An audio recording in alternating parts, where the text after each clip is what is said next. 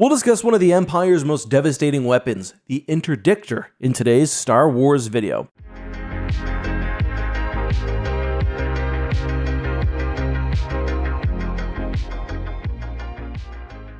Hey guys, this is Justin. Hello and welcome to another upload. Hope everyone's having a wonderful day. Now, before we begin, today's episode is brought to you by the Eckhart's Ladder store. As you know, I've been putting together pieces so you can make your own fleets. Well, we've got two new top-down models in sticker and magnet form, the Venator and the Nebula Star Destroyer. The Nebula also comes in an Imperial and Republic variant, so that's cool. Also, these ships scale perfectly with the ISD, and right now I'm going to put a special limited offer where you can get all three in sticker form. So enjoy. Link in the description. I'll probably try to generate a QR code as well. Anyway, with that self-promoting nonsense out of the way, let's talk about interdictors. And I've long wondered, why was it so easy for the Rebel Alliance to get away at the Battle of Hoth, especially when young me was introduced to the idea of the interdictor in the Thrawn trilogy. Interdictors, for those who don't know, make use of gravity well generators. The specifics of how they work differ slightly in Star Wars Legends and canon, but in general, they prevent vessels from jumping to hyperspace by simulating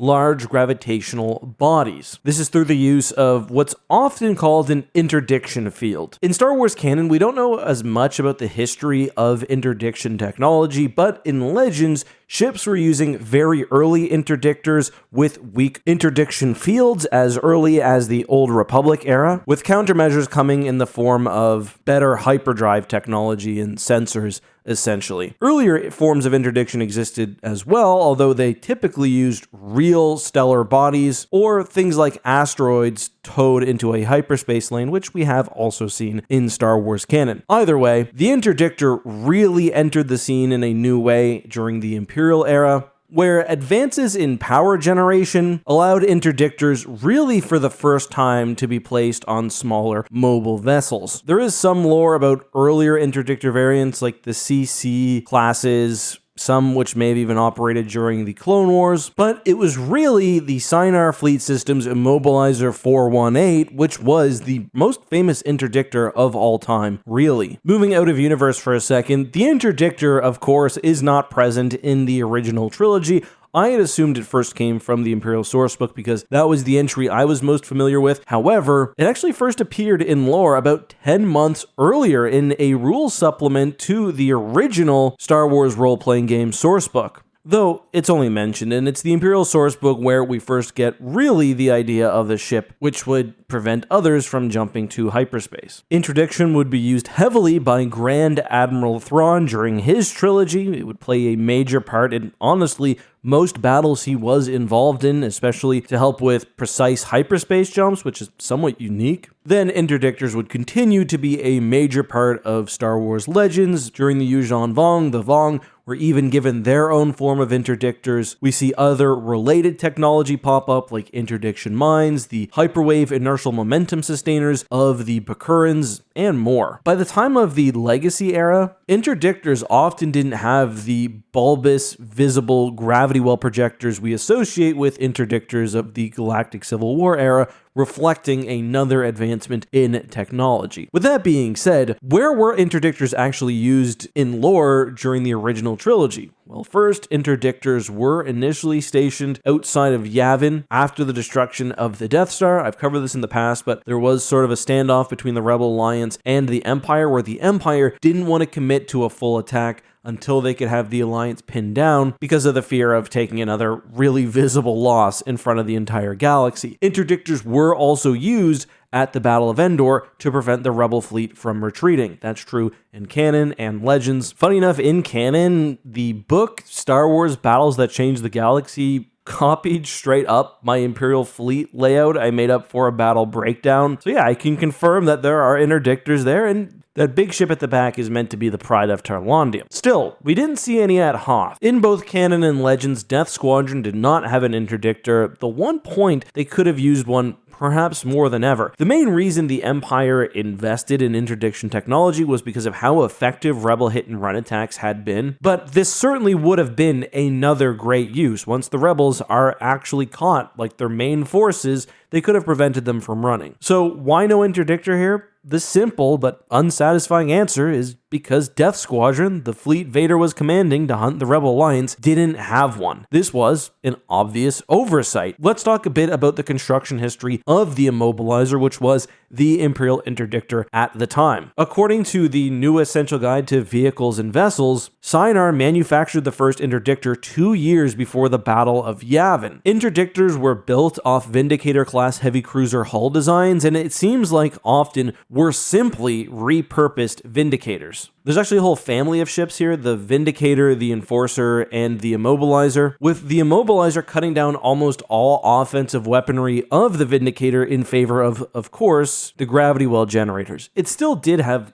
20 laser cannons for good point defense, as the New Essential Guide to Vehicles points out. You kind of need so, otherwise a single stray fighter can completely destroy your plan. But even still, immobilizers were very rare, very expensive, and were typically protected by a number of other ships. It turns out Death Squadron didn't have one because, again, according to the Essential Guide, Sienar just hadn't made very many, and in fact, by the Battle of Endor, they had only produced a handful, which apparently most went to Thrawn in the unknown regions. What Thrawn was doing with the Interdictors, I don't know, but it's very possible that he was one of the only Imperials who fully appreciated the tactical options a single Interdictor adds to your fleets. And funny enough, reading this, I was thinking back to way back when in my podcast, Habicav Transmissions, we read Solo Command. One of the big points in that novel is that interdictors are so rare, the New Republic really doesn't have one or very many, and so they have to work with certain Imperial elements to take down the rogue warlord Zinj. I could swear, and if anyone has the book, help me look, that they actually mentioned exactly how many interdictors were around to the Imperial Remnant. I couldn't find it, but there is an explicit acknowledgement that they were rare even within the Imperial fleet. It's possible Vader simply did not want to wait the time it would have taken to requisition an interdictor, or that the Navy simply didn't want to move resources because Death Squadron was seen as Vader's sort of personal project. I think he could have probably gotten one if he'd wanted, but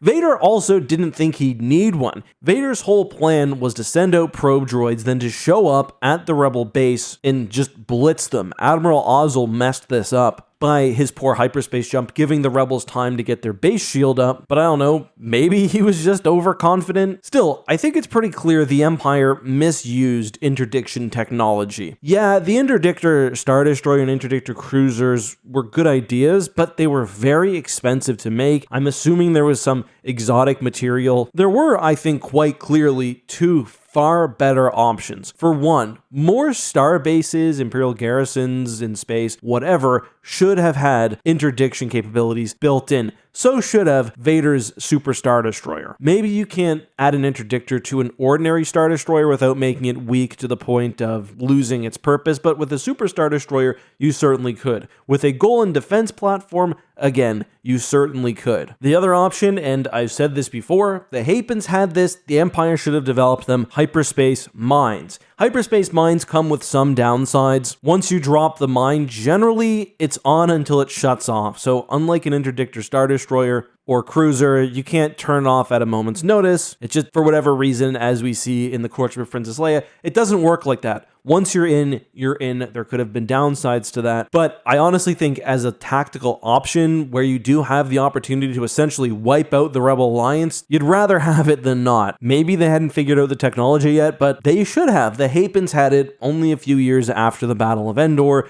The Empire, who really revolutionized interdiction technology, should have done it. The benefit is you don't need a massive power source draining your ships. You can just drop it into space from your hangar bay. The downside is obviously the interdiction field is much smaller. The mine itself can probably be destroyed, but the Hapens, for example, carried a bunch in their battle dragons and simply launched all of them. Either way, those are my thoughts on the Empire, why their interdiction wasn't always great, especially at Hoth, but on other occasions as well. That's why they couldn't just pop an interdictor with Vader over to the Battle of Scarif. It's not that easy to get them. We also see in canon, for example, in Star Wars Rebels, that the appearance of an interdictor is very surprising and that the ship would have been very rare indeed. Also worth noting, one interdictor at Hoth, you would have had to be very careful. They would have had to keep the interdictor out past the fleet because it would have otherwise simply been a target for the ion cannon. And at that case, the transports, and at least the X X-Wings probably would have been able to find a way around. Anyway, let me know what you guys think. Again, link down below in the description to the new stickers. Bye-bye.